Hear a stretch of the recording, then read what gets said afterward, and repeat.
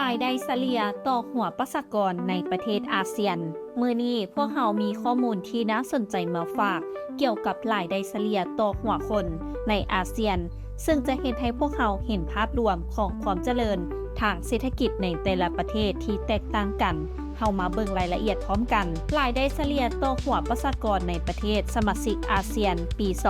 2024 แสดงความแตกต่างอย่างชัดเจนในระดับเศรษฐกิจของแต่ละประเทศ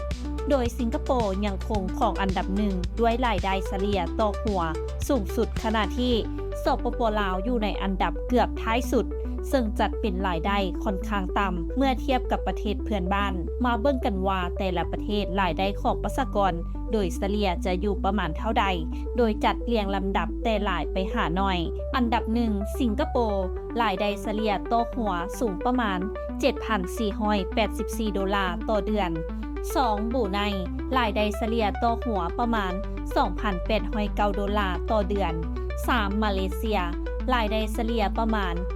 1,034 ดอลลาร์ต่อเดือน4ไทยรายได้เฉลี่ยประมาณ 618 ดอลลาร์ต่อเดือน9อินโดนีเซียเฉลี่ยประมาณ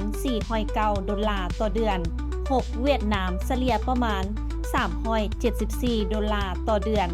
7ฟิลิปปินส์เฉลี่ยประมาณ 336 ดอลลาร์ต่อเดือน8กัมพูเชียเฉลี่ยประมาณ 227 ดอลลาร์ต่อเดือน9สปป.ลาวเกือบเป็นอันดับต่ำสุดโดยรายได้เฉลี่ยต่อหัวประมาณ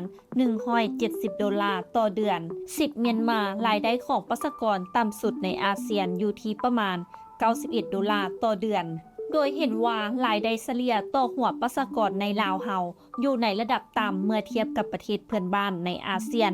แสดงให้เห็นถึงความจำเป็นในการเร่งพัฒนาเศรษฐกิจสังคมที่ยังท้าทายต่อการยกระดับรายได้ของประชาชนให้สามารถมีคุณภาพชีวิตที่ดีขึ้นนำอบธรรมวงศ์รายงาน